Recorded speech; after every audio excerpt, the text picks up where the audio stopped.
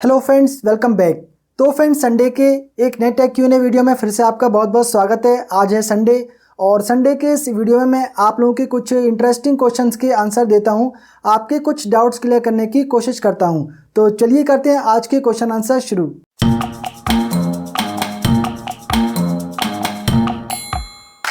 तो पहला क्वेश्चन यहाँ पर लेते हैं अननोन मैन का। ये लिखते हैं कि सर, अगर यूपीएस ना लगा के सिर्फ 43 इंच टीवी में स्टेबलाइजर यूज़ करें तो कोई प्रॉब्लम रहेगी क्या? हमारे यहाँ कभी कभार वोल्टेज लो रहता है और कभी कभी लाइट भी जाती है। देखिए, यूपीएस लगाना टीवी के साथ में कंपलसरी नहीं है। अगर आप लगा लेंगे तो टीवी के लिए उसका फ़ायदा रहेगा। अचानक से लाइट चली जाती है, टीवी जो है अचानक से बंद होता है, तो लाइट जाने के बाद में यूपीएस के थ्रू टीवी को करीब 10-15 मिनट का बैकअप मिल जाता है। तो उतने पीरियड में आप टीवी को पहले रिमोट से ऑफ़ कर सकते हैं और बाद में उसका मेन स्विच ऑफ़ कर सकते हैं। जो टीवी के इंजीनियर्स हैं, जो एक्सपर्ट्स हैं, उनका यही कहना है कि हमेशा टीवी को पहले रिमोट से ऑफ़ करें और उसके बाद ही उसका मेन स्विच ऑफ़ करें। आप सभी टीवी के अगर यूज़र मैनुअल देखेंगे तो उनमें भी ये चीज़ मेंशन की गई होती है।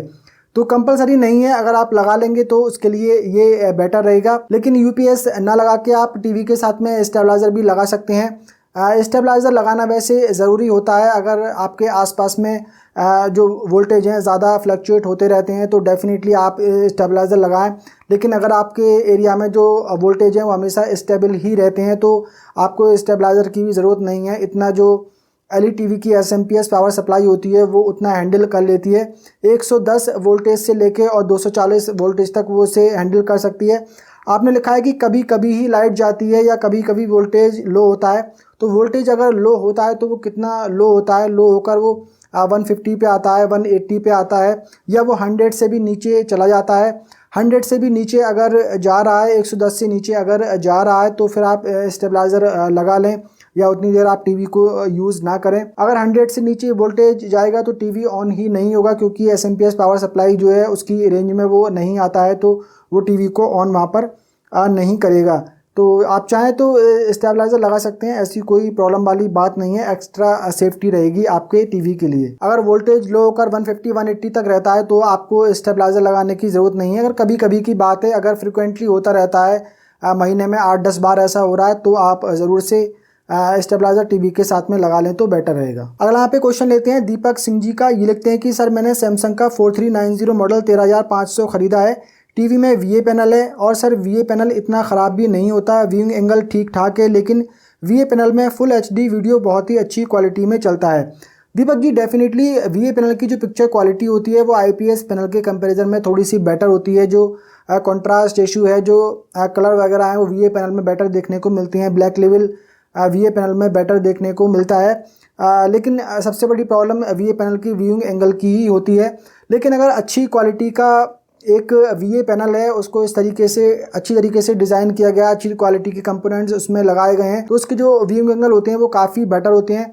आजकल जो बजट कैटेगरी में वीए पैनल के साथ में टीवी आ रहे हैं, उनके व्यूइंग एंगल बहुत ही ज़्यादा ख़राब रहते हैं। ब्रांडेड में फिर भी थोड़े से अच्छे देखने को मिल जाते हैं। मेरे एक फ्रेंड के यहाँ पर सैमसंग का एक 32 इंच का टीवी है और उसमें वीए पैनल है, लेकिन जब मैंने उस टीवी को देखा तो मैं हैरान रह गया कि उसके जो व्यूइंग एंगल है वो बिल्कुल एग्जैक्टली एक आईपीएस पैनल की तरह ही है। मैंने पैनल को चेक किया तो वो वीए पैनल ही था, लेकिन मैं वहाँ पर सरप्राइज़ हूँ कि इतने अच्छे व्यूइंग एंगल उस टीवी में कैसे दिए गए हैं। सैमसंग का ही टीवी है और सैमसंग के और भी टीवी मॉडल हैं, उनके व्यूइंग एंगल उतने अच्छे नहीं हैं। अब पता नहीं इसमें किस तरीके का पैनल वीए पैनल सैमसंग ने इस टीवी में यूज़ किया है। मैंने उसका वीडियो भी बनाया था, शायद किसी अपने संडे के वीडियो में ही मैंने वो दिखाया भी है। तो मैं अभी तक मैं जब भी उसके घर जाता हूँ, मैं वहाँ पर जाकर देखता हूँ तो मैं हैरान रह जाता हूँ कि इस सैमसंग के वीए पैनल के टीवी के व्यूइंग एंगल इतने अच्छे कैसे हैं। तो डेफिनेटली पिक्चर क्वालिटी थोड़ी सी बेटर मिलती है हमें वीए पैनल वाले टीवी में। अगला यहाँ पे क्वेश्चन लेते हैं मुकेश कुमार जी का। ये लिखते हैं कि sir, which TV is better in terms of picture quality, Sony X90L और QLED टीवी और LG and Samsung company? Mukesh Kumar ji, यहाँ पर जो आपने ये टीवी मॉडल मेंशन किया है सोनी X90L, ये बहुत ही बढ़िया टीवी है। Full array direct LED backlight technology इसमें मिलती है। ब्राइटनेस इसकी बहुत ही अच्छी है, फीचर भी इसमें काफ़ी बढ़िया दिए गए हैं और ओवरऑल जो पिक्चर क्वालिटी है वो इस टीवी की काफ़ी बढ़िया है।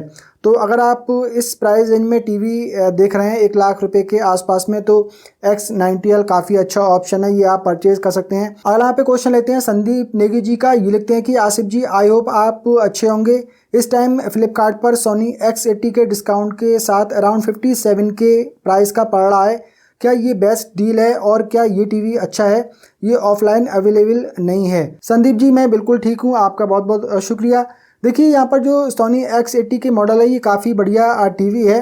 57K में अगर आपको ये 55 इंच का मॉडल मिल रहा है तब तो आप इसे परचेज़ करें। 43 इंच का टीवी 57,000 में अगर मिल रहा है तो आप बिल्कुल भी परचेज़ ना करें। इतना भी अच्छा टीवी नहीं है कि 43 इंच के लिए 57,000 रुपीज़ आप पे करें।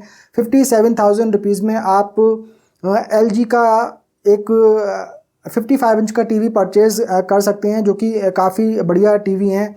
UR8040 है, UR9050 मॉडल है, वो काफ़ी बढ़िया टीवी हैं सोनी के X80 के कंपैरिजन में। तो 55 इंच का मॉडल अगर आपको 57K में मिल रहा है तो आप X80 के परचेज़ कर लें। अगर 43 इंच का है तो आप परचेज़ ना करें।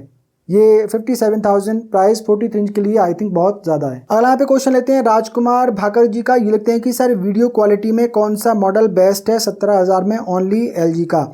राजकुमार भाकर जी, LG LQ643 मॉडल जो है वो आप परचेज़ कर सकते हैं इस प्राइस रेंज में। ये काफ़ी बढ़िया टीवी है, पिक्चर क्वालिटी और फीचर्स वगैरह इसमें काफ़ी बढ़िया दिए गए हैं। तो LG LQ643 मॉडल आप परचेज़ कर सकते हैं। अगला यहाँ पे क्वेश्चन लेते हैं खुशनुमा बानो जी का। ये लिखते हैं कि LG UP8000 PTZ इनसे बेटर है ना?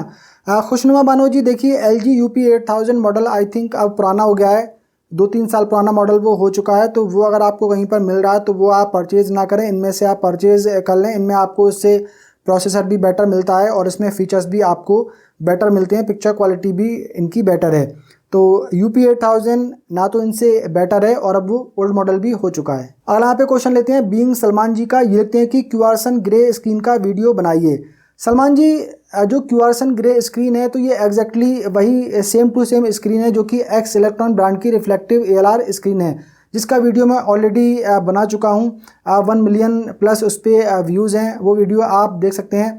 तो ये क्यूआरसन ब्रांड की और एक्स इलेक्ट्रॉन ब्रांड की और 1-2 ब्रांड और हैं जो कि सेम टू सेम स्क्रीन ही सेल कर रहे हैं। प्राइस जो है वो यहाँ पर क्यूआरसन स्क्रीन का थोड़ा सा बेटर है।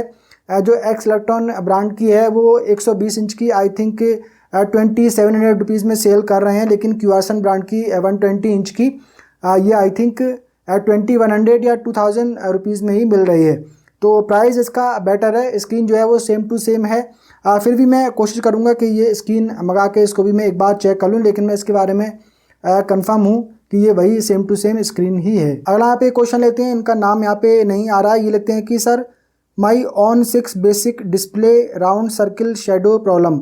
तो यहाँ पर ये कहना चाह रहे हैं कि इनके पास में ऑन 86 बेसिक प्रोजेक्टर है, उसके डिस्प्ले में कुछ राउंड सर्किल शेडो की प्रॉब्लम आ रही है।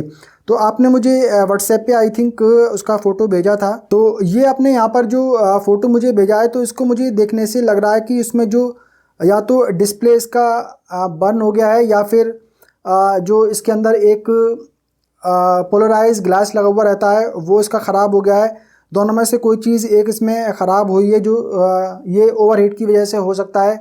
आपने शायद उसके जो फ़िल्टर वगैरह हैं वो टाइम टू टाइम क्लीन नहीं किए होंगे, जिसकी वजह से उसके अंदर हीट आ गई है, या फिर उसका जो फ़ैन उस पर लगा हुआ है उस पर ज़्यादा डस्ट वहाँ पे जम गई होगी, जिसकी वजह से जो हीट है उसकी वो ठीक से नहीं निकल पाई है। तो इस तरीके की जो प्रॉब्लम है वो हीट की वजह से हो जाती हैं। तो जो डिस्प्ले है उनकी कॉर्नर साइड से वो बर्न हो गया है, या फिर उसके पीछे जो पोलराइज ग्लास लगा हुआ रहता है वो बर्न हो गया होगा, उसकी वजह से भी इस तरीके की शेडो प्रॉब्लम आ सकती है। तो अब इसको तो देखिए थोड़ा खोल कर ही चेक करके ही पता लग पाएगा कि एग्जैक्टली क्या प्रॉब्लम इसमें है।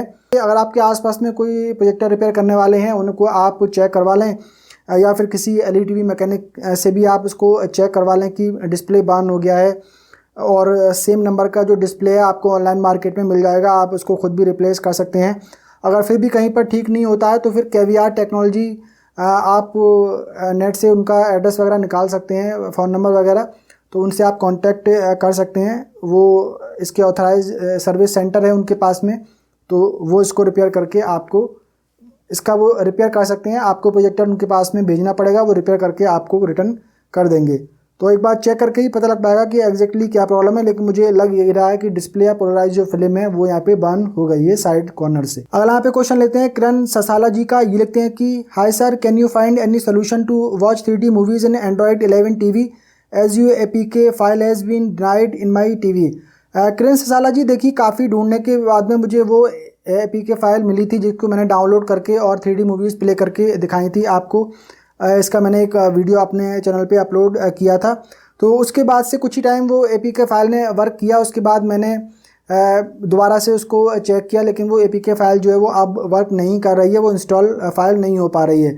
तो उसके बाद मैंने ट्राई भी नहीं किया कोई और ढूंढने का 3D मूवीज़, क्योंकि 3D मूवीज़ ज़्यादा मिलती तो है नहीं, कुछ छोटी मोटी क्लिप ही अवेलेबल है, अब उनको बार बार एक ही चीज़ को क्या देखना। तो फिर भी मैं ट्राई करूँगा, अगर कुछ इस तरीके की कोई APK फाइल मिल गई या कोई ऐसी ऐप मिल गई कि 3D मूवीज़ उसमें हम प्ले कर पाएँ, तो ज़रूर इसका वीडियो बनाकर मैं अपलोड करूँगा। अगला यहाँ पे क्वेश्चन लेते हैं मयूर जी का। ये लिखते हैं कि what are the RAM and ROM of LG UR8040 TV models. और दूसरे क्वेश्चन में लिखते हैं is 1.5 GB RAM sufficient for next 7 to 8 years. Mayur ji, जो LG का WebOS ऑपरेटिंग सिस्टम है ये लाइनक्स बेस्ड ऑपरेटिंग सिस्टम है, बहुत ही लाइट ये OS है, और इसकी जो ऐप्स हैं उनका साइज़ भी बहुत ही लाइट रहता है। तो LG के ऐप स्टोर पे, LG के कंटेंट स्टोर पे जो ऐप्स दी गई हैं वो सारी ऐप्स आप डाउनलोड कर लेंगे, उसके बाद भी जो स्पेस है आपके पास में ख़त्म नहीं होगा। जो अपडेट्स आते हैं वो भी बहुत कुछ KB में ही आते हैं, मैक्सिमम कोई अपडेट आया तो 1 MB का या 2 MB का वो आता है, अपडेट बहुत ज़्यादा भी नहीं आते हैं। और जो ऐप्स हैं उनके अपडेट भी आते हैं तो कुछ KB में ही वो अपडेट होते हैं। एंड्रॉयड में जो अपडेट आते हैं उनका साइज़ काफ़ी ज़्यादा रहता है, लेकिन LG के WebOS में अपडेट बहुत ही कम साइज़ में आते हैं, और जो ऐप्स हैं उनका साइज़ भी काफ़ी लाइट रहता है। और LG के ऐप स्टोर पे अननेसेसरी की ऐप्स नहीं है, ज़रूरी जो OTT ऐप्स हैं जो मोस्टली यूज़ की जाती हैं वही ऐप्स वहाँ पर आपको मिलेंगी, कुछ लाइट गेम्स आपको वहाँ पर मिल जाएंगे। आई थिंक यहाँ पर 1.5 GB रैम की जगह आप रोम यहाँ पर पूछ रहे होंगे। 1.5 GB की जो रैम है LG के OS के लिए वो ठीक है, आप 4-5 ऐप को एक साथ खोल के बंद कर देंगे, उसके बाद कोई एक ऐप वहाँ पर चल रही होगी और बाकी जो ऐप होंगी पीछे स्टैंड बाई में होंगी, उसके बाद भी कभी भी LG का जो TV है वो हैंग नहीं होगा। आप 7 साल यूज़ करिए, जब तक TV चलता रहेगा आपको कभी हैंग होने का इशू LG के TV में नहीं आएगा। तो जनरली LG के जो मिड रेंज की TV मॉडल हैं उनमें सभी में आपको 1.5 GB की रैम और 8 GB अप्रॉक्स इंटरनल स्टोरेज मिलता है। तो फ्रेंड्स, आज की क्वेश्चन आंसर का सिलसिला यहीं पर ख़त्म करते हैं। उम्मीद करता हूँ ये वीडियो आप लोगों को पसंद आया होगा। पसंद आया हो तो वीडियो को कर दीजिए लाइक एंड शेयर, और अगर आपने पहली बार हमारे चैनल पर विजिट किया है तो चैनल को कर लीजिए सब्सक्राइब, बेल आइकन को भी प्रेस कर दीजिए। मिलते हैं किसी अगले वीडियो में, तब तक के लिए बाय बाय।